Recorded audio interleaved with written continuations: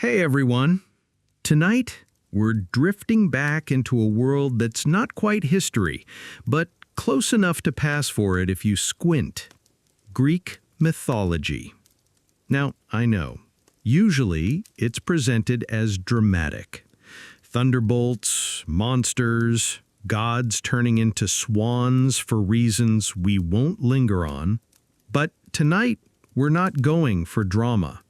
We're going for a slow, drowsy walk through the myths, told the way they really feel if you line them up in order, as one very long, very awkward family story. But before you get comfortable, take a moment to like the video and subscribe, only if you genuinely enjoy what I do here. And let me know in the comments where you're tuning in from and what time it is for you. Now, dim your lights, get comfortable, and let's wander through the saga of the gods who spent more time fighting their relatives than managing the world. We'll start at the beginning, or rather at the beginning according to Hesiod, one of the earliest sources for these tales. He opens with chaos, which sounds dramatic, but in Greek it basically meant a gap, an empty space, not so much fire and explosions, more like the universe's awkward silence before anyone says anything at a dinner party. From chaos came Gaia, the earth. She's usually pictured as a goddess, but in truth she's also just the ground under your feet.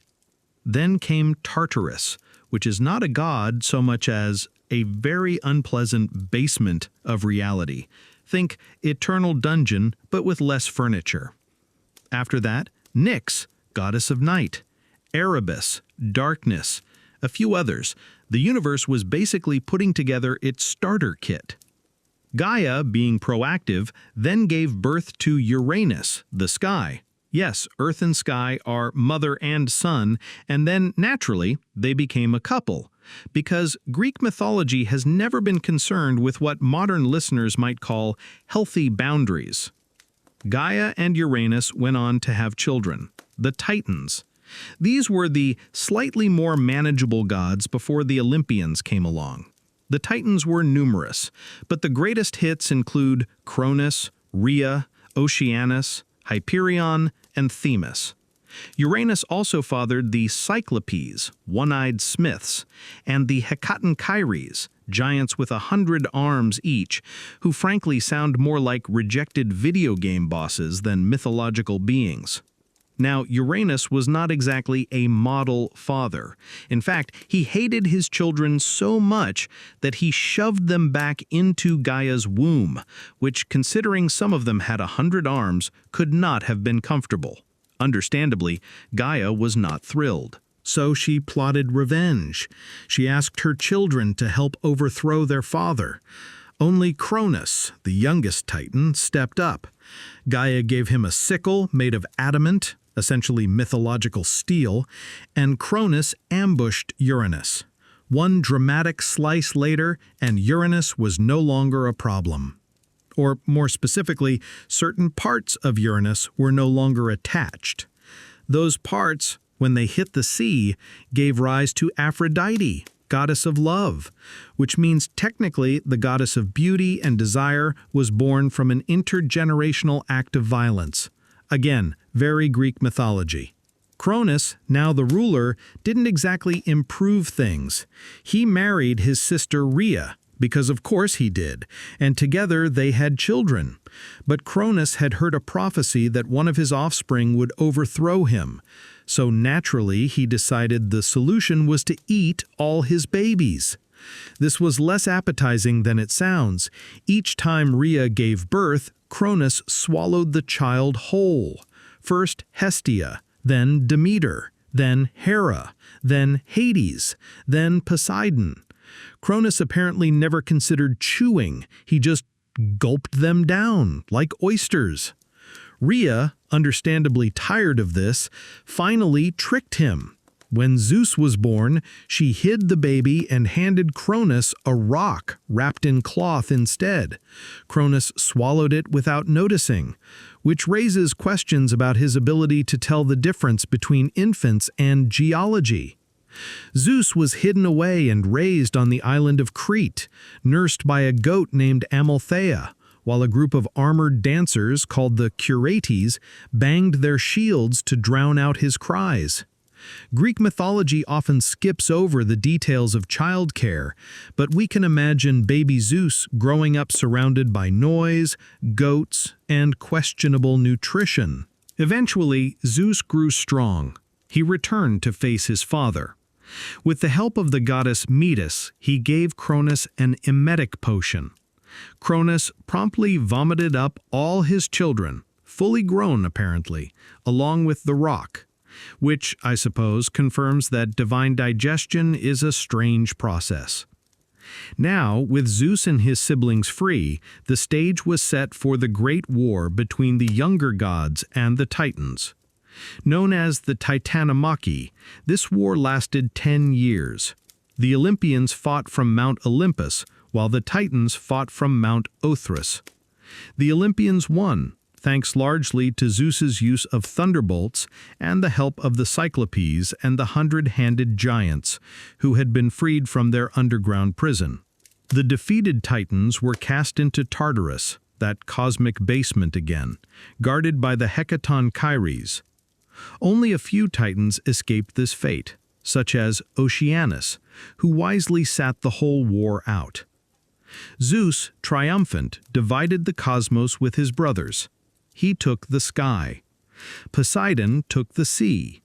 Hades got the underworld, and together they left the earth to be shared, though in practice, Zeus liked to claim it was his too. Classic sibling dynamics. So, here we are, the Olympian gods established, seated on Olympus, and ready to make life extremely complicated for both each other and humanity. But before we drift too far ahead, let's pause. We've gone from chaos to a fully staffed pantheon of Olympians in only a few generations. It's like binge-watching a family drama where every season finale involves betrayal, child swallowing, or interplanetary turf wars. And, naturally, this was only the beginning, because once the gods had secured their thrones, they immediately began making questionable decisions involving mortals, nymphs, and each other. But we'll drift into those tangled stories in the next stretch. So, the Titans are locked away.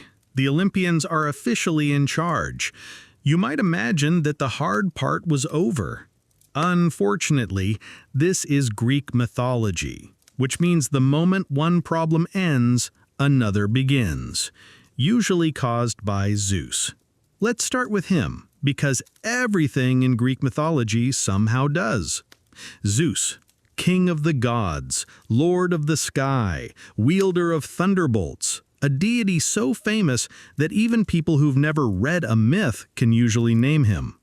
He was also, to put it gently, a walking disaster of personal choices. First, his marriage. He married Hera, who was also his sister.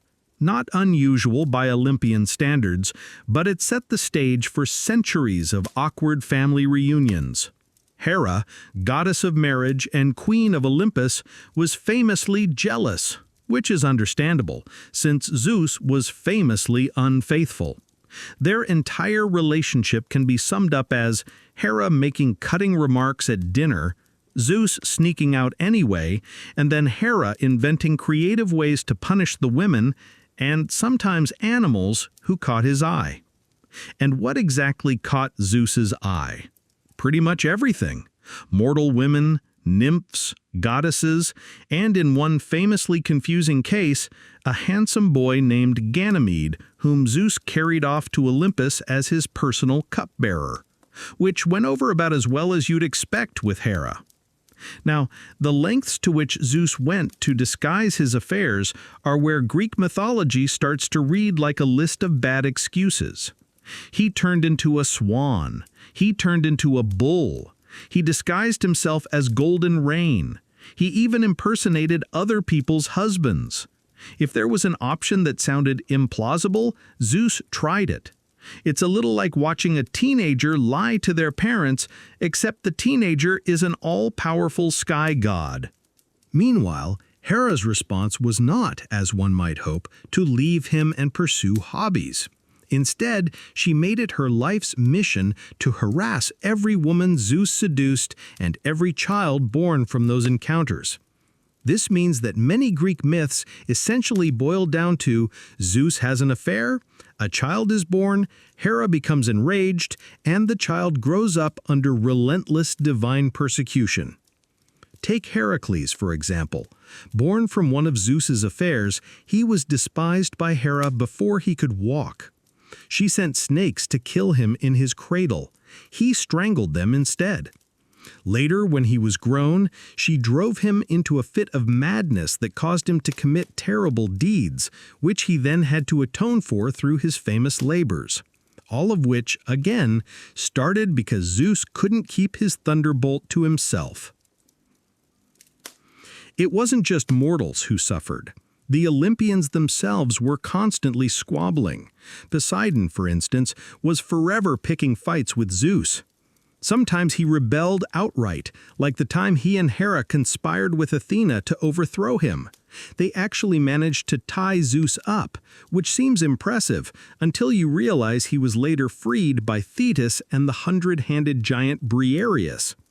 After that, you can imagine family dinners on Olympus were tense. Hades, meanwhile, stayed mostly out of these quarrels, preferring the underworld. But even he couldn't avoid controversy. His most famous act was abducting Persephone, daughter of Demeter, and making her queen of the underworld. This, naturally, infuriated Demeter, who stopped the crops from growing until her daughter was returned. The compromise, that Persephone would spend part of the year above ground and part below, became the Greek explanation for the seasons. A tidy mythological metaphor, though one suspects Persephone herself might have preferred a little more say in the matter. Then there's Poseidon again, who had his own portfolio of questionable choices. He once tried to court Demeter, who asked him to prove his persistence by creating the most beautiful animal in the world. Poseidon, thinking this was a challenge, invented the horse, which is impressive. But in the process, he also created a handful of less successful animals, including the camel, the giraffe, and the zebra, all of which the Greeks considered test runs. It's not exactly the romantic gesture Demeter had in mind. And we shouldn't forget Athena, born fully armed from Zeus's forehead. The story goes that Zeus swallowed her pregnant mother, Metis, because of another prophecy about offspring overthrowing him. Later, he developed a splitting headache. When Hephaestus, the god of blacksmiths, struck Zeus's head with an axe, out sprang Athena, adult and ready for battle. It's a birth story that manages to be both disturbing and efficient. Speaking of Hephaestus, his marriage to Aphrodite is one of Olympus's more ironic unions. Hephaestus was the lame, soot-covered god of smithing. Aphrodite was the goddess of beauty and desire, born from sea foam. The marriage was arranged, and Aphrodite spent most of it having an affair with Ares, god of war. At one point, Hephaestus caught them in a golden net and invited the other gods to laugh at their humiliation, which, of course, they did, because nothing says divine majesty like petty marital drama acted out for an audience. This was Olympus in a nutshell. Gods of immense power, responsible for the cosmos, spending most of their time plotting, arguing, and interfering with mortals in ways that usually made everything worse. Mortals, for their part, had a complicated relationship with the gods. They prayed to them, built temples, and offered sacrifices, partly out of devotion, partly out of fear.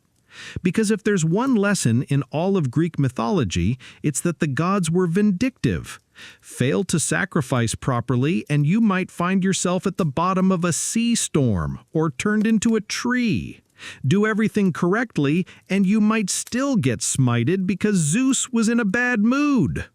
Still, these myths weren't just stories of divine dysfunction. They were explanations for storms, for love, for jealousy, for the seasons, for why bad things happen to people who seem undeserving.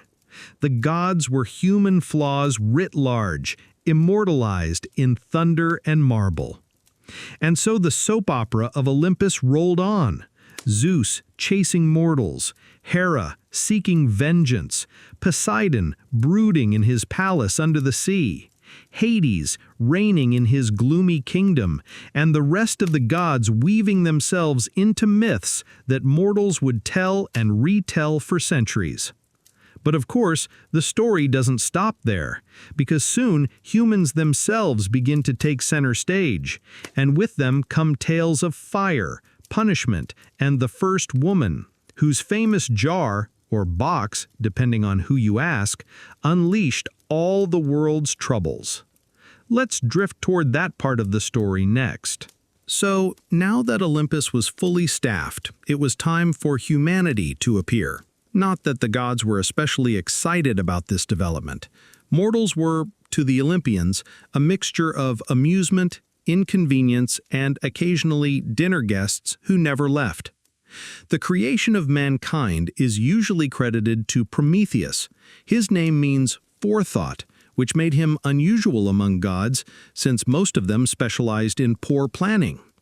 He was a titan, technically, but he had sided with Zeus during the Titanomachy. In return, he was allowed to hang around Olympus, where he became a sort of champion for humanity. Think of him as the rebellious older cousin who sneaks snacks to the kids when the parents aren't looking. Prometheus shaped men out of clay, and Athena, ever helpful, breathed life into them.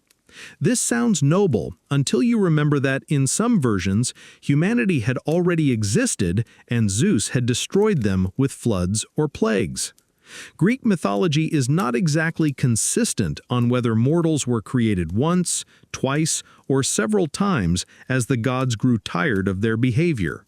But the Prometheus version stuck because it was particularly good at explaining why life is unfair.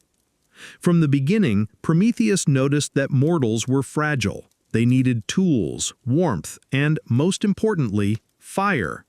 Zeus, however, was not enthusiastic about giving humans fire, possibly because he feared it would make them too independent, or possibly because withholding useful things was one of his hobbies.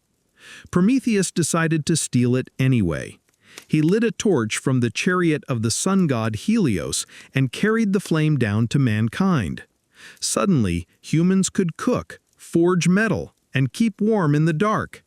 A wonderful gift, though one suspects Zeus mainly noticed that it made mortals harder to control. Naturally, Zeus was furious, and when Zeus was furious, creativity was not his strong suit. He defaulted to punishment. Prometheus, the thief, was chained to a rock where an eagle came each day to eat his liver. Since he was immortal, the liver grew back overnight, and the eagle returned in the morning. An eternity of indigestion as punishment for caring too much. But Zeus didn't stop there. If Prometheus's crime was giving fire to mankind, then humanity itself had to suffer as well. And so came the story of Pandora. Zeus ordered Hephaestus, the smith god, to craft the first woman. The gods gave her gifts: beauty from Aphrodite, charm from Hermes, and curiosity from, well, everyone. They named her Pandora, meaning all-gifted. She was presented to Epimetheus, Prometheus's brother, whose name, fittingly, meant afterthought. You can see how well this family was balanced. Along with Pandora came a jar, not a box, as later translations suggested, but a pithos, a large storage vessel. It was filled with all the evils of the world: disease, toil, famine, sorrow, jealousy, death. Essentially the ingredients list for human misery. Pandora, being curious, opened it. Out they all flew, spreading across the earth. She tried to shut the lid, but only one thing remained inside: hope. This, as the Greeks explained it, is why life is difficult. Humanity was punished for the crime of receiving fire. Prometheus suffered endlessly, and mortals were left with sickness and sorrow as part of their daily existence. But at least, at the bottom of the jar, hope remained, a small consolation prize, like finding one grape left in the fruit bowl after everything else has spoiled. From here, Greek myths about mankind shifted into cycles of decline. Hesiod spoke of 5 ages: the Golden Age, where people lived in ease; the Silver Age, where they grew arrogant; the Bronze Age, where war dominated; the Heroic Age, where figures like Heracles and Achilles appeared; and finally the Iron Age, Hesiod's own time, full of toil and strife. In other words, he looked around at his neighbors and declared, "Things used to be better. Now everything is terrible," a sentiment that has remained popular ever since. The myths of Prometheus and Pandora were not just stories of punishment, they were explanations. Why must we labor? Because Pandora opened the jar. Why do we suffer illness? Because evils were loosed on the earth. Why do we still endure? Because hope was left behind, even if it sometimes feels too small. For mortals, life was precarious, and the gods weren't especially reliable caretakers. Zeus could destroy humanity in a fit of irritation. Hera might curse you simply for being in Zeus's line of sight. Poseidon could sink your ship if you forgot to sacrifice a goat before sailing. And now, thanks to Pandora, disease and death were constant companions. Yet these stories were also strangely comforting. They turned chaos into narrative. Instead of meaningless suffering, there was a mythic origin. You weren't just unlucky, you were living out a divine consequence. Which doesn't make illness or famine more pleasant, but perhaps it made them easier to endure. Prometheus, for his part, remained chained for ages. Eventually, in later myths, Heracles came along, broke his bonds, and shot the eagle. But until then, the Titan endured his daily torment, all for the sake of giving mortals a chance at survival. It's not the kind of bedtime story that soothes children, unless you enjoy the moral, life is pain, but at least we have fire. Still, it was a myth that explained why humanity was caught between gods who meddled above and the harshness of life below. And it set the stage for what came next, the Age of Heroes, mortals who, through strength or cunning, stood out enough to win a place in myth alongside the gods, usually at great personal cost. But before we drift into their tales, let's pause here with Pandora's jar still half open, hope trembling at the bottom, and Prometheus chained to his rock. The gods had punished mankind, but they had also made humans resilient, which was fortunate because the adventures to come were rarely gentle. Once Pandora's jar was opened, humanity had plenty to endure. But the Greeks also believed that certain mortals were destined to stand out. Not because life treated them kindly, but because their misfortunes were dramatic enough to be worth retelling. These became the heroes, not flawless paragons, but complicated, half-divine figures, usually with terrible family trees and worse luck. Let's start with Perseus. You might know him as the slayer of Medusa, but his story, like all Greek myths, begins with a prophecy and poor parenting decisions. Perseus's grandfather, Acrisius, was king of Argos. One day, he was told that his daughter's son would kill him. Rather than considering a healthier response, Acrisius decided the logical move was to lock his daughter, Diane, in a bronze chamber underground, because nothing says problem solved like imprisoning your own child. Zeus, of course, took this as a challenge. Seeing Diane in her underground cell, he decided to visit her, not in person, but as a shower of golden rain. Subtlety was not his strong suit. Dione conceived Perseus, who was born despite his grandfather's precautions. Acrisius, horrified, placed mother and child in a chest and set them adrift at sea, a poor man's way of avoiding direct murder. The chest floated to the island of Seriphos, where fishermen rescued them. Perseus grew up there until the local king, Polydectes, decided he wanted Dione for himself. To get rid of her inconvenient son, he tasked Perseus with the impossible: bring back the head of Medusa, one of the dreaded Gorgons.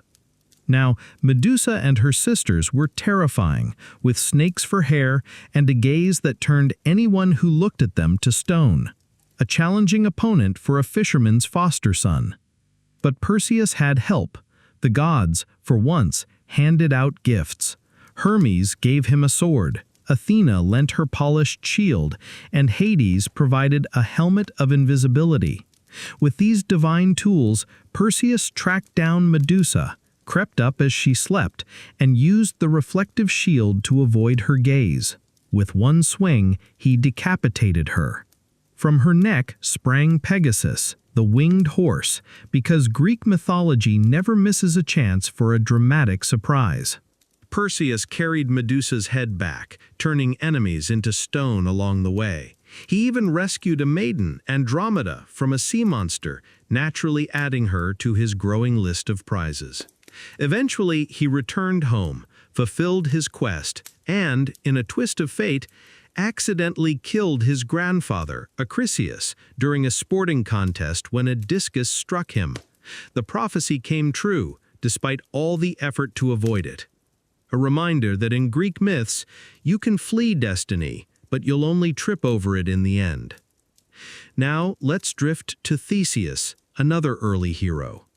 He's best remembered for the labyrinth and the Minotaur, but even before that, his story had plenty of oddities. Theseus was the son of Aegeus, king of Athens, and possibly of Poseidon, depending on which version you read. His mother, Aethra, spent one night with Aegeus, and then, conveniently, Poseidon as well, which made Theseus either a mortal prince or a semi-divine demigod. The Greeks never bothered to clarify. Aegeus left a sword and sandals under a heavy rock, telling Aethra that when Theseus was strong enough to lift it, he should come to Athens and claim his birthright.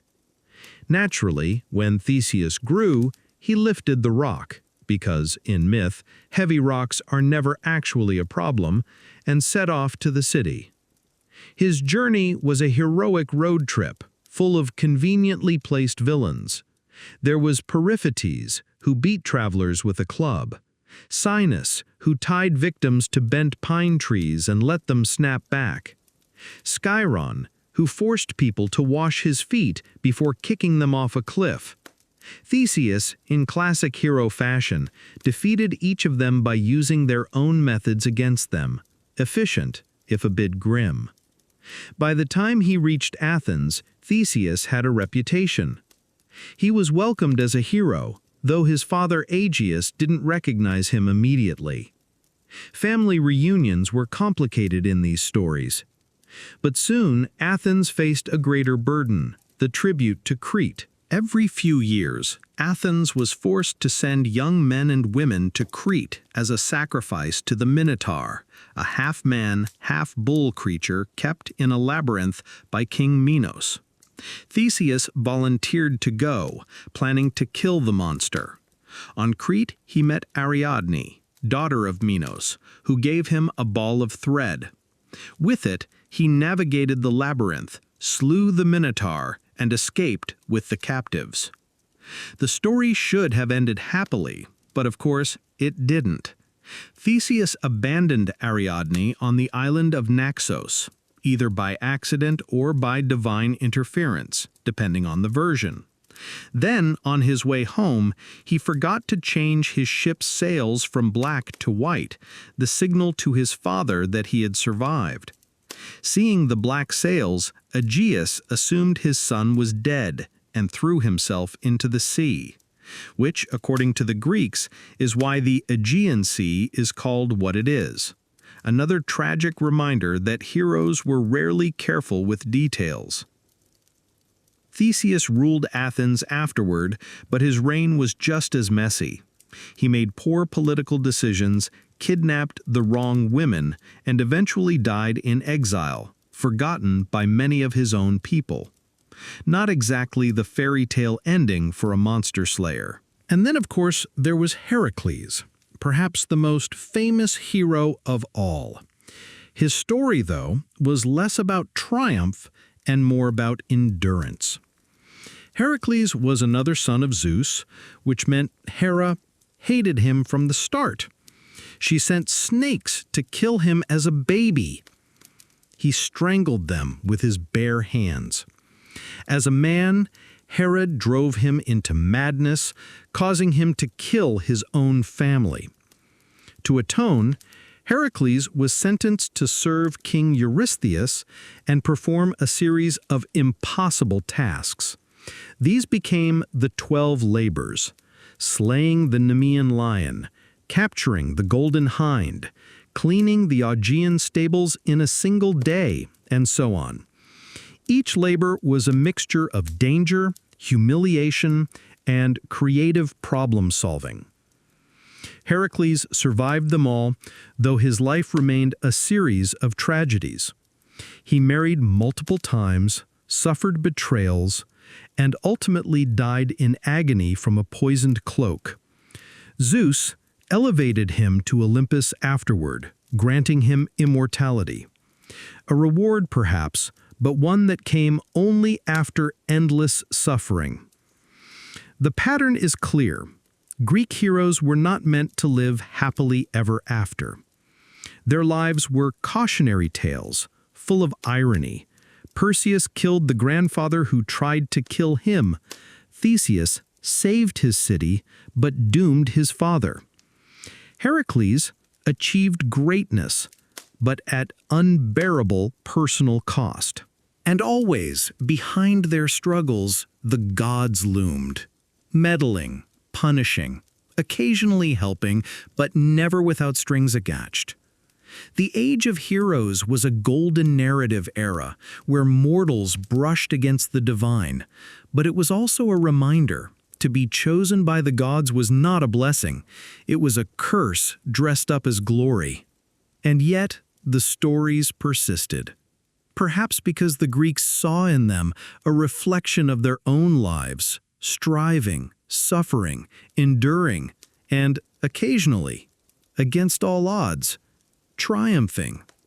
Next, we'll drift further into the great epics: the Trojan War, Achilles, Odysseus, and all the chaos that unfolded when too many gods and mortals ended up at the same party. So far, we've met gods who can't behave, heroes who can't escape their own destinies, and mortals who suffer largely by accident. The Trojan War is what happens when all of those threads tangled together into one very long, very inconvenient conflict. It all began, of course, with a wedding, specifically the wedding of Peleus and Thetis. He was a mortal king, she was a sea goddess. Their union was not exactly voluntary. Thetis had been courted by Zeus and Poseidon, but when a prophecy declared that her son would surpass his father, the gods quickly lost interest and arranged for her to marry a mortal instead. Because that's how the Olympians handled awkward problems. They passed them down the line. The wedding was a grand affair. All the gods attended. Well, almost all.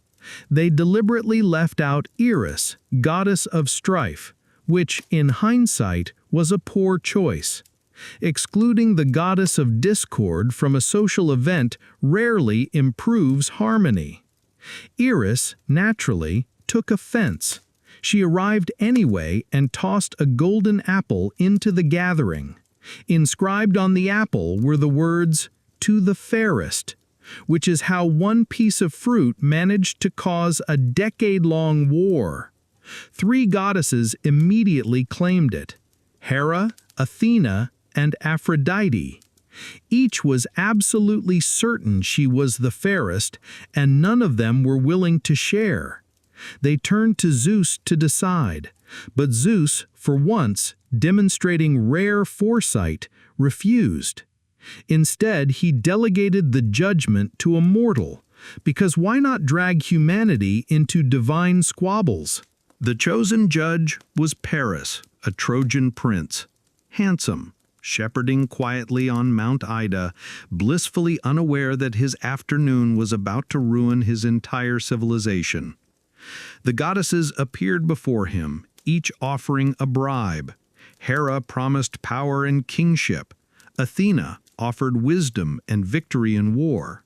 Aphrodite dangled the prize of the most beautiful mortal woman alive. Paris, being young and predictable, chose Aphrodite. And that woman, of course, was Helen of Sparta, already married, unfortunately, to Menelaus, king of Sparta. Aphrodite arranged for Helen and Paris to meet. She left with him for Troy. And thus, one golden apple and one poor decision later, the Greeks had a reason to sail across the Aegean with 1,000 ships. The gathering of those ships became legendary. Heroes flocked to the cause. Agamemnon, brother of Menelaus, took command. Achilles, son of Thetis, was persuaded to join, though his mother dipped him in the river Styx to make him invulnerable, except for his heel, which she held on to. A small oversight that would later prove important. Odysseus, crafty king of Ithaca, tried to avoid the war entirely by pretending to be mad, plowing his fields with salt. The ruse failed, and he was dragged along anyway. The Greeks assembled, but the journey was plagued with omens and quarrels before they even left. At Aulis, the fleet was becalmed. A seer declared that Artemis demanded a sacrifice, Agamemnon's daughter, Iphigenia. Accounts differ on whether she was killed or rescued at the last moment, but either way, the episode set the tone. The gods meddled, and mortals paid the price. When the Greeks finally reached Troy, they expected a quick victory.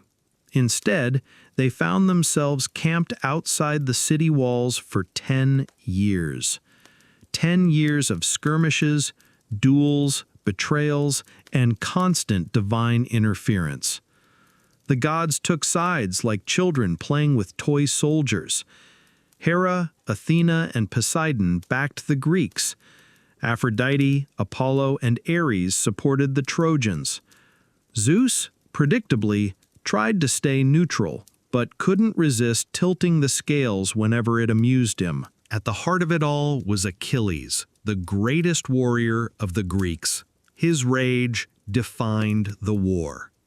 Early on, he quarreled with Agamemnon, who insulted him by seizing a captive woman from his tent. Achilles, furious, withdrew from battle. Without him, the Greeks faltered. Hector, prince of Troy, gained glory, and the war dragged on. The turning point came when Patroclus, Achilles' closest companion, some say friend, others say lover, donned Achilles' armor to inspire the troops. He fought bravely, but was killed by Hector. When Achilles learned of Patroclus' death, his grief and fury reignited. He returned to battle, slaughtered Trojans without mercy, and finally killed Hector in single combat. In a fit of rage, he dragged Hector's body behind his chariot around the walls of Troy. Even in myth, it was a grim display. Achilles' own death, of course, was inevitable.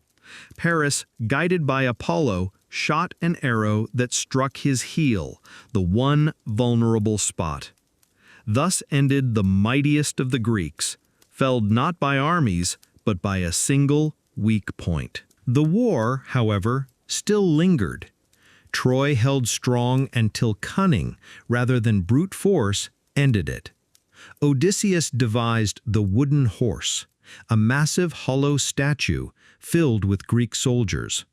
The Trojans, thinking it a gift of surrender, dragged it into their city. At night, the Greeks emerged, opened the gates, and Troy burned. Helen was reunited with Menelaus, though whether this was a joyful reunion or an awkward one is debatable. Survivors scattered. Aeneas, son of Aphrodite, fled to eventually found Rome, according to later traditions. Odysseus began his long, meandering journey home, full of shipwrecks and distractions. And the rest of the Greeks returned with curses clinging to them, punished for their arrogance in destroying the city. The Trojan War was, for the Greeks, both myth and memory, a grand story of heroes and gods, but also a cautionary tale about pride, betrayal, and the way the gods could ruin mortals for sport. And as bedtime stories go, it's remarkably long.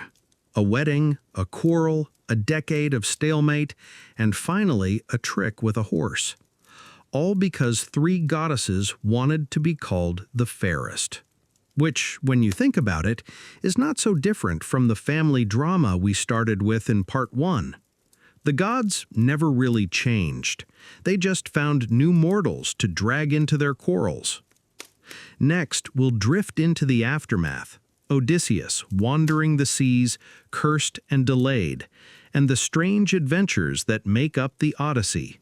A quieter, lonelier story, full of storms, islands, and one man trying, very slowly, to get home. The Trojan War finally ended. Troy burned, the Greeks scattered, and you'd think the hard part was over. But Greek myths rarely let anyone go home without a few curses attached. For Odysseus, king of Ithaca, the war had already been long enough. 10 years of fighting, quarrels, and camping outside the walls of Troy. But his real ordeal began afterward, when he set sail for home. It should have been a short trip across the Aegean. Instead, it became a 10-year detour, as if the gods had conspired to test the limits of his patience and his crew's survival rate. It all started, of course, with hubris. After Troy fell, the Greeks were a little too proud. Some sacked temples, some offended the gods, and Poseidon in particular took a dislike to Odysseus, which, considering Poseidon was the god of the sea, made the return voyage complicated. The first stop was the land of the lotus eaters. Here, Odysseus's men tasted the lotus fruit, which caused them to forget everything, their homes, their families, even the fact that they were supposed to keep sailing. Odysseus had to drag them back to the ships, reminding us all that peer pressure has been a problem since antiquity. Then came the famous encounter with Polyphemus, the Cyclopes. Odysseus and his men, wandering into a cave, found themselves trapped by the one-eyed giant, who promptly ate a few of them for dinner. Odysseus, ever resourceful, introduced himself as nobody and hatched a plan. They sharpened a stake, blinded the Cyclops while he slept, and escaped tied under the bellies of sheep. It was clever until Odysseus ruined it by shouting his real name as they fled. Polyphemus, now furious, prayed to his father Poseidon to curse Odysseus's journey. And Poseidon, of course, obliged. From there, it only grew worse. At the island of Aeolus, keeper of the winds, Odysseus was given a bag containing every unfavorable wind, neatly tied shut. It was the perfect gift. Open the bag at home, and Ithaca would be reached easily. Naturally, Odysseus's crew grew suspicious, assumed the bag contained treasure, and opened it mid-voyage. The winds escaped, blowing them all the way back to Aeolus, who promptly refused to help again. Then came the Laestrygonians, giants who pelted the ships with boulders, destroying almost the entire fleet. Only Odysseus's ship survived, and one can imagine his crew's morale was not especially high by this point. Next was Circe, the sorceress. She welcomed Odysseus's men with food and drink, which turned out to be enchanted, transforming them into pigs. Odysseus, with the help of Hermes, resisted her magic and forced her to restore his companions. Strangely, instead of leaving immediately, Odysseus and his crew stayed on her island for a full year, which suggests that, despite everything, the food and company were not entirely unwelcome. After Circe, Odysseus descended into the underworld to consult the prophet Tiresias. It was not a cheerful visit. Tiresias confirmed that Poseidon's anger would haunt him and that more trials awaited. Odysseus also encountered the shades of his mother and former comrades, reminding him that home was slipping further away. Back at sea, the journey continued with the sirens, whose song lured sailors to their deaths. Odysseus, curious as ever, had his men plug their ears with wax while he was tied to the mast, insisting he be allowed to listen without steering the ship into the rocks. It was effective, though perhaps not the most restful sailing experience. Then came Scylla and Charybdis, a monster and a whirlpool positioned on either side of a narrow strait. Odysseus chose to sail closer to Scylla, sacrificing a few men to her 6 heads, rather than risk losing the entire ship to Charybdis. It was a grim calculation, but in mythology, leaders often make these sorts of choices without consulting the ones being eaten. At last, Odysseus and his crew reached the island of Thrinacia, where sacred cattle of the sun god Helios grazed. Odysseus warned his men not to touch them. Naturally, when he fell asleep, they slaughtered and ate the cattle. Helios, enraged, demanded vengeance, and Zeus obliged with a storm that sank the ship. Odysseus alone survived, clinging to wreckage, eventually washing up on the island of Calypso. Calypso, a nymph, offered him immortality and comfort if he would stay. For years he lingered there, trapped in reluctant luxury. It wasn't until the gods intervened, Hermes delivering Zeus's command, that Calypso let him go. Finally, Odysseus washed ashore among the Phaeacians, who, impressed by his story, provided him with safe passage home. 20 years after leaving, he arrived in Ithaca at last. Homecoming, however, was not simple. Suitors had overrun his palace, courting his wife Penelope and devouring his wealth. Odysseus, disguised as a beggar, tested his household. Penelope, cautious and clever, had delayed the suitors by weaving and unweaving a shroud. When Odysseus revealed himself, he strung his great bow, shot an arrow through 12 axe heads, and reclaimed his throne with ruthless efficiency. The Odyssey ends with reunion, Odysseus and Penelope together again, his household restored. Yet the story lingers less on triumph than on endurance. Odysseus was clever, stubborn, and endlessly unlucky, a man punished not for hubris alone, but for daring to be cleverer than a god's son. The Greeks saw in him both warning and admiration, a reminder that wit could triumph where strength faltered, but also that no mortal, however cunning, escaped divine whims entirely. And so, with Troy in ashes and Odysseus home at last, the age of heroes began to fade. But Greek mythology, being what it is, still had plenty of tragedies left to tell. Next, we'll drift into the darker tales, the cursed house of Atreus, Agamemnon's bloody homecoming, and the endless cycle of revenge that haunted his children. Because, naturally, no war ever ends neatly in Greek myth. The Greeks loved their heroic tales, but they also loved a good curse. And few families were more cursed than the house of Atreus. This dynasty specialized in betrayal, murder, and very poor decision-making. So naturally, they were central to the stories of the Trojan War's aftermath. It begins a few generations back with Tantalus, a mortal king who, in an attempt to test the gods, served them a stew made from his own son, Pelops. The gods, horrified, refused to eat, except for Demeter, who absent-mindedly nibbled on a shoulder. The boy was restored to life, given an ivory shoulder to replace the missing part, and Tantalus was punished in the underworld. His torment was eternal hunger and thirst, standing in a pool that receded when he bent to drink, beneath branches that pulled away when he reached for fruit. That's where we get the word tantalize, which tells you exactly how cheerful this family tree is going to be. Pelops grew up, married, and had children. Among them were Atreus and Thyestes. These two brothers continued the family tradition of mutual hatred. Atreus became king of Mycenae, but Thyestes tried to steal the throne and Atreus's wife in the process. Atreus, in revenge, invited Thyestes to a feast. He served him a special dish. Not lamb, not goat. Thyestes' own sons. When Thyestes realized what he had eaten, he cursed the entire house of Atreus, which, given the trajectory, might have been redundant. Fast forward to the Trojan War era.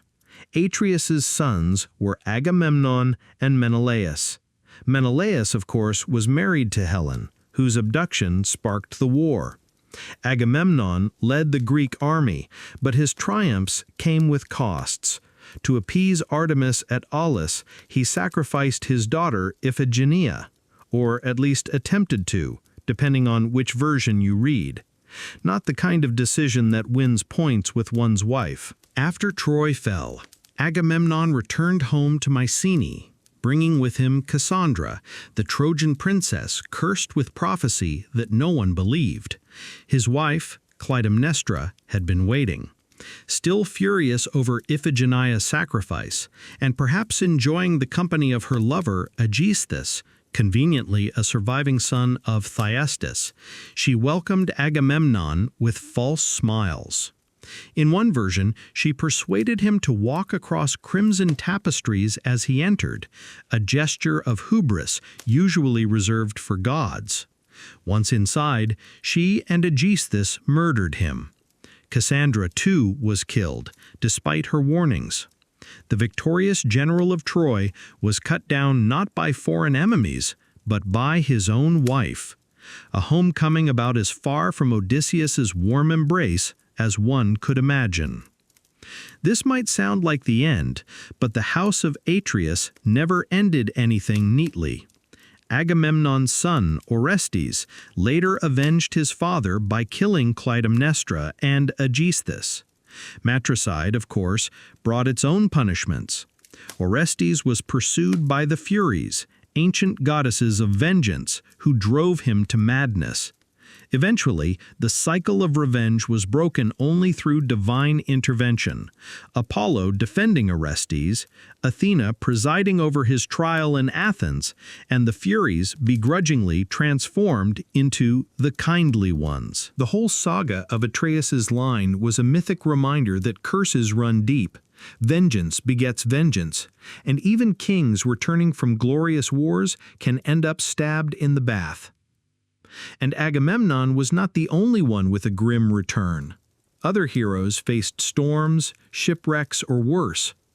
Ajax the Lesser, who had offended Athena by dragging Cassandra from her temple, was wrecked at sea. Diomedes returned home only to find his wife unfaithful. Menelaus and Helen eventually reunited, but not without years of wandering. For most of the Greeks, victory at Troy was little more than the beginning of new disasters. Compared to them, Odysseus's 10-year detour almost looks merciful. At least he reached Ithaca alive. Greek mythology, in this way, was never about clean endings. Wars ended, heroes returned, but the ripples spread on. Families were cursed, cities fell into ruin, and even the greatest warriors couldn't escape the consequences of their choices or their ancestors' crimes. It's almost comforting in a melancholy way. No one in these stories was ever safe from fate, not even kings or gods. And so the Greeks told and retold them, perhaps finding in the endless cycle of vengeance and struggle a mirror of their own difficult lives. Agamemnon is dead. Clytemnestra, triumphant with her lover Aegisthus, rules Mycenae. For a moment, the cycle of blood seems to pause. But this is Greek mythology. Nothing ever pauses for long. Agamemnon's children, Orestes and Electra, were left to carry the burden. Electra remained at home, simmering with grief and rage. Orestes was sent away as a child, hidden until he was old enough to do what mythic sons were always expected to do: avenge their fathers. When he returned, grown and steeled for revenge, the stage was set for yet another family tragedy. Orestes, with Electra's support, killed Aegisthus. Then, in the act that defined him, he turned his blade on his own mother. Clytemnestra, who had murdered his father, now fell to her son. Patricide was bad enough in Greek thought. Matricide, however, was worse. It wasn't just a crime against family, it was an offense against the natural order itself. And so Orestes found himself haunted, not just by remorse, but by the Erinyes, the Furies. The Furies were ancient beings, older than the Olympians. They personified vengeance for crimes of blood, especially kin-slaying. Imagine spirits with serpents for hair, eyes dripping blood, and a singular determination never to let the guilty rest. That was Orestes' new reality. Wherever he went, they pursued him. His nights were sleepless, his days filled with terror. He wandered from city to city, an exile chased by shadows only he could see. At last he sought help from Apollo, who had urged him to kill his mother in the first place. Apollo, not always the most responsible of gods, promised protection. He purified Orestes of blood guilt, at least ritually, and sent him onward to Athens, where Athena herself would judge his case. And so the myths gave us something unusual: a trial. The first court, held not by mortals, but by gods, with Orestes as the defendant and the Furies as relentless prosecutors. The crime was clear: he had killed his mother. The defense, however, argued that he had been avenging his father, also murdered, and that Apollo himself had sanctioned the act. The jury of Athenians, chosen by Athena, found themselves evenly divided. And so Athena cast the deciding vote. She ruled in favor of Orestes, not because he was blameless, but because the cycle of revenge had to end somewhere. Orestes was acquitted. The Furies, predictably, were not pleased, but Athena, in her usual calm way, persuaded them to accept a new role. No longer mere avengers, they would become the Eumenides, the kindly ones, guardians of justice rather than pursuers of endless blood feuds. In myth, this was Athens' way of explaining the birth of trial by jury, a replacement for revenge with something resembling order. Of course, in practice, Orestes still carried scars. His name remained linked to murder, to madness, to the unbearable weight of divine and human expectations. Electra's story, too, faded into tragedy. She survived, yes, but always in the shadow of the curse that defined her house. The house of Atreus never truly escaped its reputation. From Tantalus's dinner table to Thyestes' grim feast, From Agamemnon's sacrifice of Iphigenia to Orestes' trial, the family remained a warning. Curses last, vengeance breeds vengeance, and even divine pardon cannot wash away the stain entirely. And yet, the Greeks told and retold it, perhaps because the story mirrored their own anxieties about family loyalty, about justice, about whether law could ever tame the endless chain of revenge. It's not a comfortable tale, but then Greek mythology rarely aimed to comfort. It aimed to explain, and in the grim saga of Orestes and the Furies, it explained how even the worst crimes might someday be answered not with more blood, but with judgment. Of course, this is Greek myth, so just when one curse quiets, another flares up somewhere else. The gods, after all, still had plenty of mortals to torment, which means our drifting doesn't stop here. We'll meander next into another great tangle, the voyage of Jason and the Argonauts, where adventure, betrayal, and one very memorable sorceress named Medea waited on the horizon. Greek heroes were rarely content to stay at home. If they weren't fighting in wars or killing monsters, they were sailing off in search of improbable treasures. Jason's story is a classic of that pattern.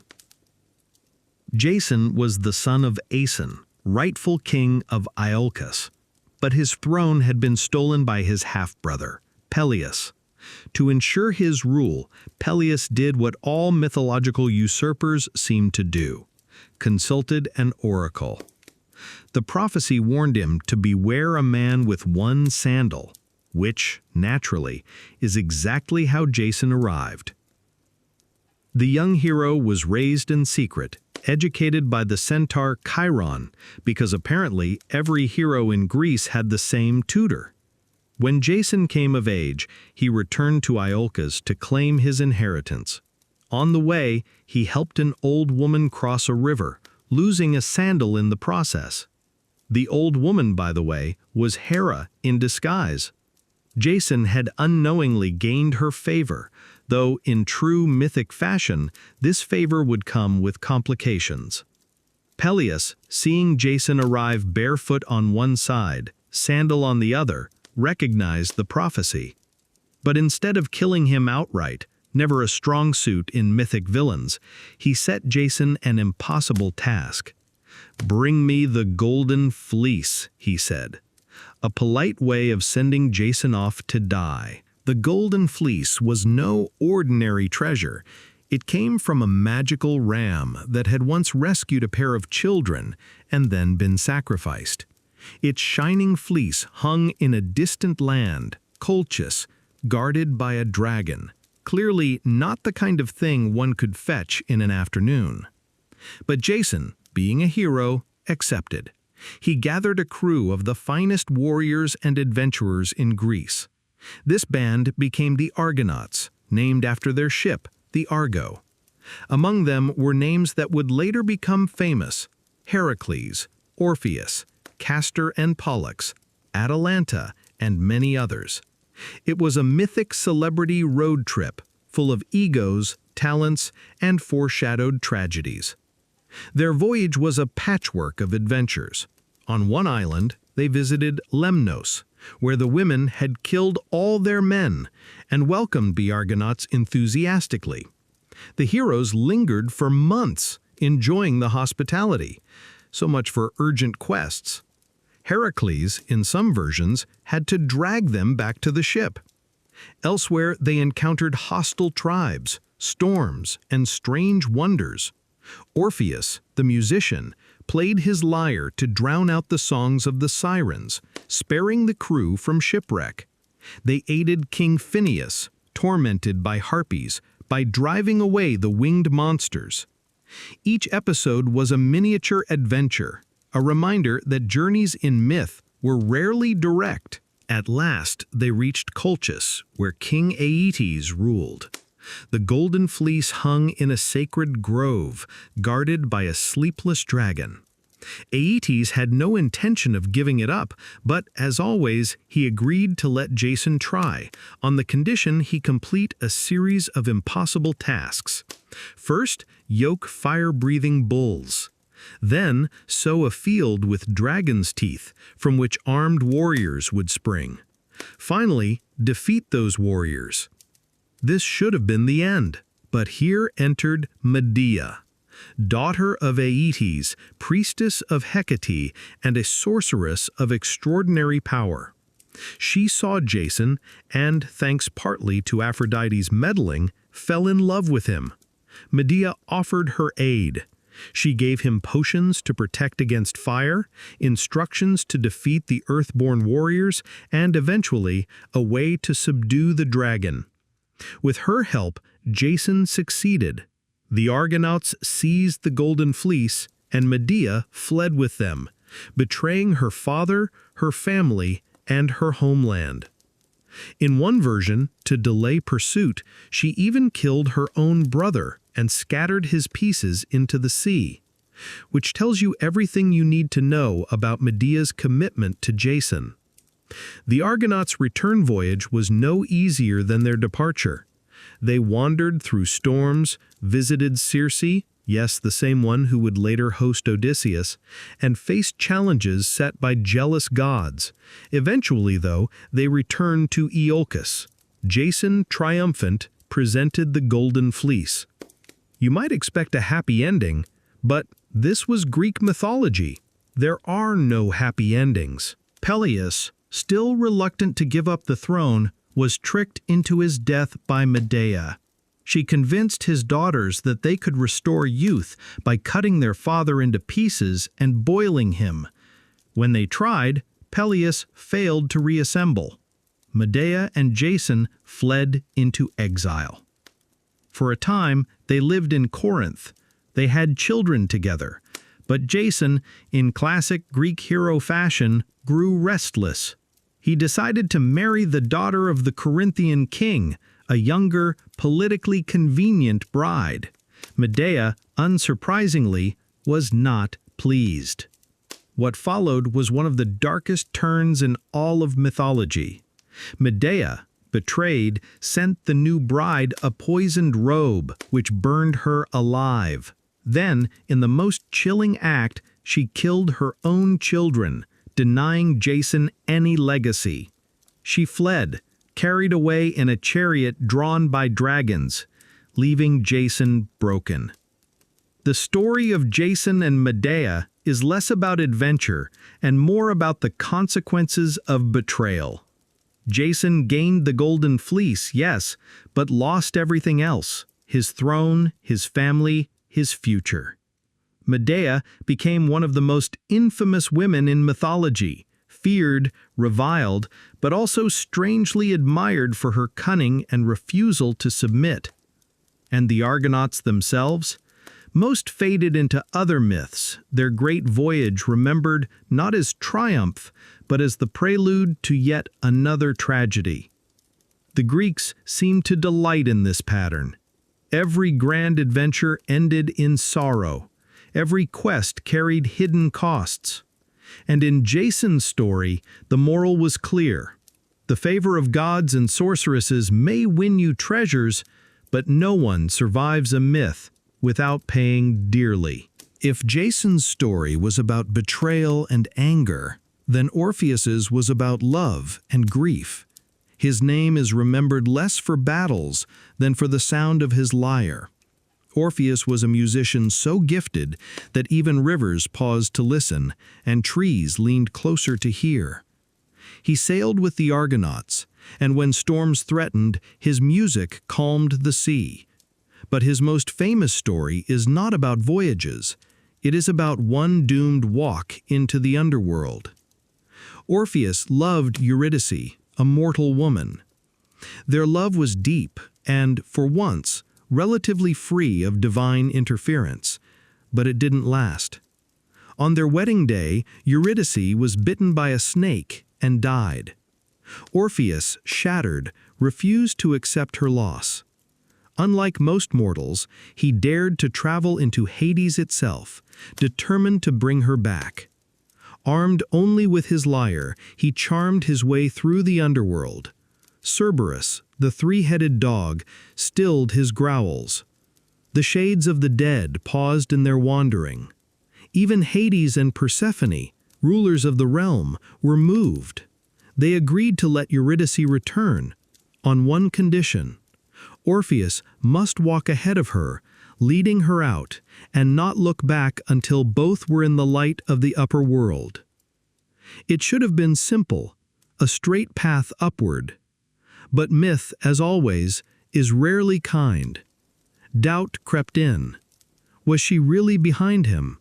Would the gods keep their promise? And so, at the final moment, just before reaching the sunlight, Orpheus turned. He saw Eurydice reaching out to him, and then she was gone, pulled back into shadow. Forever, Orpheus returned to the world alone. He wandered, singing songs of loss that even the stones wept to hear. Some say he rejected all other love, spurning women who approached him. Others say he was torn apart by maenads, frenzied followers of Dionysus, his music silenced by violence. But in every version, his story ends in sorrow. A myth about love too fragile to endure, about doubt undoing devotion, about music carrying grief when words fail.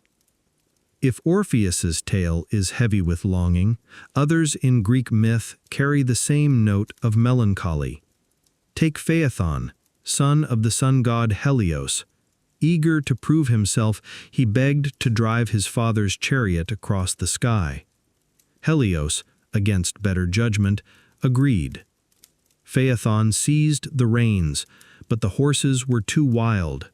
He veered too high, freezing the earth, then too low, scorching it. Zeus, alarmed, struck him down with a thunderbolt. Phaethon fell into the river Eridanus, his sisters weeping so much that they turned into poplar trees, their tears becoming drops of amber. The story was not about triumph, but about the danger of ambition, the fragility of youth. Or consider Narcissus, so beautiful that all who saw him fell in love. But he spurned them, cold and distant. Nemesis, goddess of retribution, punished him by making him fall in love with his own reflection in a pool. He wasted away, staring endlessly at himself, until he died and became the flower that bears his name. His admirer, Echo, cursed to repeat only the last words spoken to her, faded into nothing but her voice. A myth not of gods waging wars, but of loneliness, vanity, and voices that linger when the body is gone. These smaller myths, quieter than the epics of Troy or the labors of Heracles, carried a different rhythm. They were bedtime tragedies, warnings wrapped in melancholy. Don't look back. Don't fly too high. Don't fall too deeply in love with yourself. Lessons whispered rather than shouted. The Greeks told these stories not only to explain the world, but to mirror its sadness. Why do we grieve? Why do we doubt? Why do we long for things we can't have? Myths offered answers in the shape of mortals undone by very human flaws. And unlike the gods' endless bickering, these tales felt closer. You could imagine losing someone, as Orpheus did. You could understand the temptation to glance back, the despair of finding the promise broken. The myths endure not because they are grand, but because they are intimate. Still, even the melancholy stories often ended with transformation. Eurydice remained in the underworld, but Orpheus's music lingered. Phaethon's sisters became trees, their grief immortalized. Narcissus turned into a flower, his vanity frozen in petals. Echo's voice lived on in caves and hills. In myth, nothing truly ended. Sorrow became nature, woven into the world around the listener. And so after the battles and curses, Greek mythology gave us these softer laments. Less fire and thunder, more sighs and fading notes. They lull rather than rouse. But of course, myths never let us linger too long in gentleness. Soon enough, the stories returned to kings, wars, and betrayals. The heroic age still had a few tragedies left. Theseus, for example, who had already slain the Minotaur, but had not yet met his own sad decline. We'll drift into his later years next, a reminder that even heroes who start strong can end badly, forgotten, exiled, and just as human as the rest of us. We met Theseus earlier in his prime, the slayer of the Minotaur, the clever youth who navigated the labyrinth with Ariadne's thread, a hero of Athens, a man who symbolized cunning and courage. But in Greek myth, beginnings are rarely matched by endings, and Theseus, like so many others, did not age gracefully. After his triumph in Crete, Theseus returned to Athens with great glory, but his personal life was already littered with mistakes. We left him abandoning Ariadne on Naxos, whether intentionally or because Dionysus demanded her, the story never agrees. From there, his reign as king of Athens was a series of questionable decisions. Theseus sought to expand his influence, uniting Attica under his rule, which sounds noble in theory, but he also had a habit of making poor marital choices. He married an Amazon queen, Antiope, or sometimes Hippolyta, depending on the source. Their union sparked a war with the Amazons, who invaded Athens in retaliation. Though Athens eventually won, the episode left scars, both literal and symbolic. Their son, Hippolytus, would later become the center of another tragedy. But for now, Theseus continued making alliances through marriage, eventually wedding Phaedra, sister of Ariadne, which must have made for some awkward family memories. His friendship with Pirithous, king of the Lapiths, brought further trouble. The two swore to help each other find wives worthy of their heroic status. Unfortunately, their definition of worthy was impractical. Pirithous chose Persephone, queen of the underworld. Theseus, not to be outdone, agreed to help him abduct her. So together they descended into Hades, attempting to kidnap the wife of its ruler. A bold plan. Predictably, it failed. Hades welcomed them politely, invited them to sit on a bench, and then revealed that the bench was enchanted. Once seated, they could not rise. They remained trapped, held fast in the underworld. Eventually, Heracles, on one of his labors, passed by and managed to free Theseus. Pirithous, however, stayed behind forever. It's difficult to imagine Athena approving of this trip as a model of good decision-making. Theseus returned to Athens, but his fortunes never recovered. His reign grew unpopular. His people turned against him. In the end, he fled into exile, wandering to the island of Skyros. There, the local king, perhaps fearing or resenting him, pushed him from a cliff. And that was the end of the great hero, not in battle, not with honor, but falling to his death, far from the city he once ruled.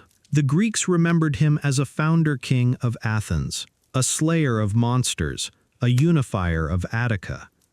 But beneath the polished memory lay the decline, the bad choices, the failed abductions, the exile. Even in myth, heroes aged, faltered, and slipped away. And Theseus was not alone in his decline. Many of the great names of the heroic age ended poorly. Heracles, despite his labors and strength, died in agony, poisoned by a cloak smeared with centaur's blood. Achilles, greatest of warriors, fell to an arrow in his heel. Ajax the Great, humiliated after losing Achilles' armor to Odysseus, took his own life. Even Odysseus, who reached home at last, was fated to wander again, searching for a land where no one knew the sea. The Greeks seemed to relish these endings. Heroes could be mighty, yes. They could slay monsters, topple kings, outwit gods. But in the end, they were mortal. Their glory was fleeting, their deaths often ignoble. It was a reminder, perhaps, that no one, not even the greatest, could outrun the fragility of life. In later myths, the heroic age was said to end altogether. After the Trojan War, after the long returns, the world shifted. The gods withdrew. Heroes no longer walked among mortals. The myths became less about individuals and more about rituals, cults, and the memory of what once was. It's a strangely quiet conclusion, a whole age of dazzling stories, and then a soft fading like embers burning low.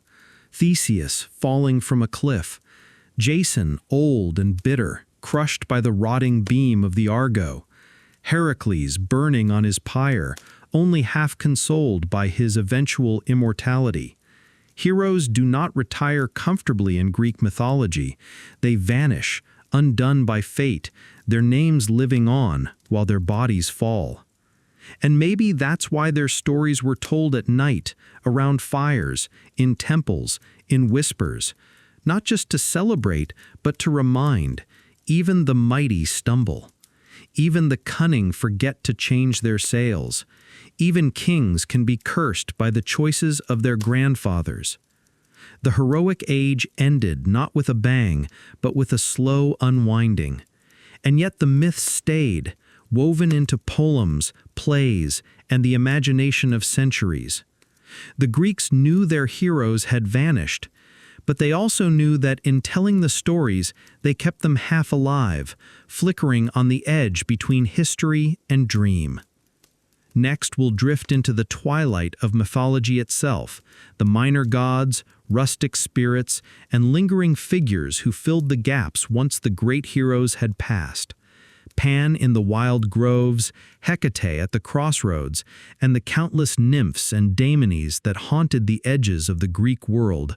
Smaller stories, but no less haunting. Greek mythology wasn't only about Zeus throwing thunderbolts or Achilles sulking in his tent.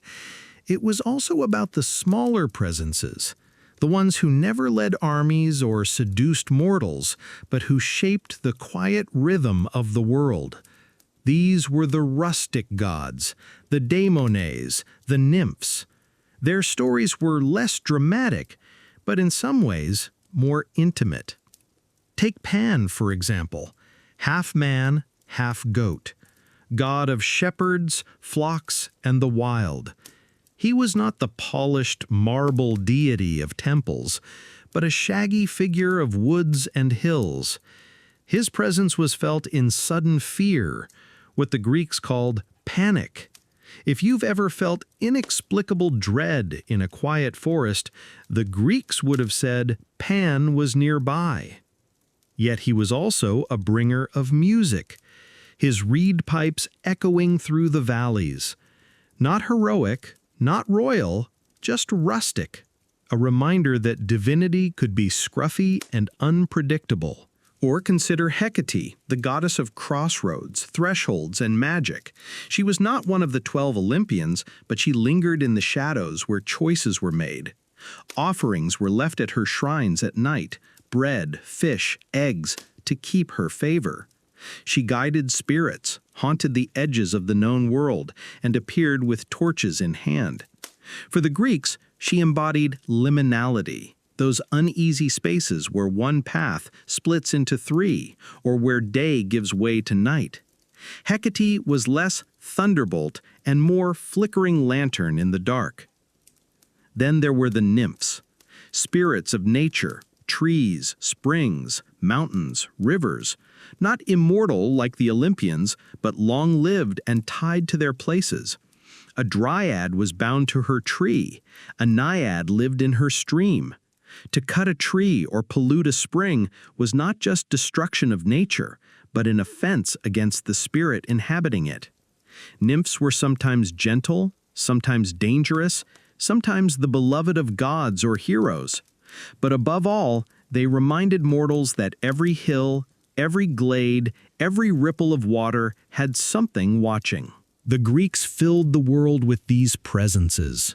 Every threshold had its guardian, every hearth had Hestia, goddess of the home fire, quiet and constant. Every field might host a daimon of fertility or a lurking satyr ready to cause trouble. Life was not dominated only by the grand Olympian dramas, but by a constant negotiation with these smaller beings, the ones whose attention you courted with offerings, whose anger you feared in everyday life. Some were half forgotten, even in antiquity. Thanatos, personification of peaceful death, was rarely worshipped, but always lurking. Hypnos, sleep itself, drifted gently over mortals, bringing rest when the gods allowed it. Morpheus, shaper of dreams, entered the minds of sleepers, wearing whatever form he pleased. You can almost imagine ancient listeners closing their eyes, wondering if Hypnos had brushed their brows, or if Morpheus was busy weaving their dream. And then there were the daimons of misfortune. The Greeks named them, catalogued them, gave shape to every ill. Hunger was a daimon. So was strife. So was forgetfulness. Life was unpredictable, but myth gave it form. Even your bad day could be blamed on a spirit rather than your own clumsiness. All of this created a world that felt alive at every edge. A rustle in the trees might be a dryad. A crossroads at night might conceal Hecate's torch. A sudden terror in a meadow might be Pan. For the Greeks, there was no such thing as empty space. The world was crowded with presences, great and small. It's almost soothing, in a way, to imagine life surrounded not by emptiness, but by personalities. Some benevolent, some capricious, but all shaping the daily texture of existence. And while the great myths of Zeus and Hera, Achilles and Odysseus roared across epic poetry, these quieter figures lived on in whispers, in folk practices, in household rituals.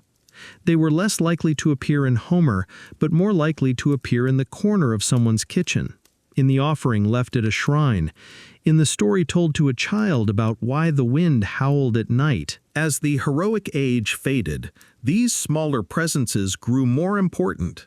People no longer believed heroes walked among them, but they still felt that the stream had a guardian, that the fire was sacred, that dreams were sent from beyond. And perhaps that's where mythology always returned, not just to the thunder of gods, but to the sigh of leaves, the flicker of a flame, the quiet sense that the world was inhabited by something more than ourselves. Next, we'll drift toward the end of the myths themselves, how the Greeks thought about the fading of their own stories, how the age of gods and heroes gave way to history, and why these tales were still told long after anyone truly believed them. By now, we've floated through nearly everything. The noisy squabbles of Olympus, the doomed heroes, the strange little spirits at the edges of fields and crossroads. And maybe the question that lingers is, why? Why did the Greeks tell these stories, repeat them endlessly, carve them into marble, sing them in poetry, whisper them around fires? The simplest answer is, because life is confusing. The Greeks lived in a world of earthquakes, storms, plagues, and wars. Crops failed. Children died young. Cities burned. And in the middle of all this, people tried to make sense of it. The myths didn't fix anything. They didn't stop storms or resurrect loved ones. But they gave the chaos a face, a name, a story. Why does the earth shake? Because Poseidon, restless in his undersea palace, struck the ground with his trident. Why do seasons change? Because Demeter mourns while Persephone descends into the underworld. Why does love wound us, even when we least expect it? Because Eros, mischievous child with his bow, never misses a chance to shoot. These weren't scientific explanations. They were human explanations. They turned the random cruelty of nature into quarrels, romances, and petty arguments between gods, and somehow that made things easier to bear. The myths also mirrored human flaws. The gods were jealous, proud, unfaithful, impulsive. The heroes were reckless, vain, tragic. In every story, human weakness was reflected back, enlarged to divine scale. It wasn't a world of moral perfection, it was a world of relatable chaos, which might be why these tales endure. Because no one sees themselves in flawless gods, but anyone can recognize themselves in Zeus's bad temper, Hera's pettiness, Odysseus's stubbornness, or even Orpheus's doubt. There's another layer too. Myths weren't just entertainment, they were woven into ritual. Stories were recited during festivals, carved on temple walls, performed in tragedies at the theater. They weren't bedtime stories in the literal sense, but in the cultural sense, a rhythm of familiar tales that anchored people to their community. You can imagine it. A child in Athens hearing of Heracles' labors, a farmer in the countryside leaving an offering to Pan, a sailor murmuring prayers to Poseidon before setting out. The myths weren't separate from life, they were stitched into it. And like any good stories, they changed. Versions shifted. Details contradicted. Some heroes were remembered differently in different cities. Myths weren't fixed laws, they were living narratives, adapted to whatever a community needed to explain, or celebrate, or endure. Even when belief faded, the stories lingered. The Romans borrowed them, reshaping names and details. Later poets retold them as allegories. Even now, long after temples have crumbled and oracles have fallen silent, we still tell them. They've become metaphors, phrases, shorthand for human experience. We speak of Achilles' heel, of Pandora's box, of Herculean tasks. The myths outlasted their worshippers because they were never really about gods alone. They were about us. And maybe that's why they soothe us even now. In their strange, tragic, often ridiculous way, they remind us that confusion, failure, and longing are not modern inventions. The Greeks lived with them too, and instead of silence, they gave them shape. So when you drift to sleep tonight, with gods and heroes swirling faintly in your thoughts, remember, for the Greeks, these stories were not distant entertainment. They were a way of taming the noise of life, a way of turning chaos into narrative, grief into song, fear into figures. Not every myth ends happily. In fact, most don't. But every myth, in its own way, ends with recognition. Recognition that life is difficult, people are flawed, and yet hope, like the last thing left in Pandora's jar, remains. And perhaps that's the most soothing part. Not that the myths solved anything, but that they admitted everything. They said, yes, life is confusing, unfair, often tragic, but at least there's a story to tell about it. So we leave the Greeks where we found them, surrounded by their gods, haunted by their heroes, comforted by their myths. A world as messy as our own, only drawn in bolder lines. And as your eyes grow heavier, think of Hypnos brushing your brow, Morpheus shaping your dreams, and somewhere far away, Orpheus stood plucking his lyre in the dark. The myths may never end, but for tonight, they've done their work. They've lulled the chaos into quiet.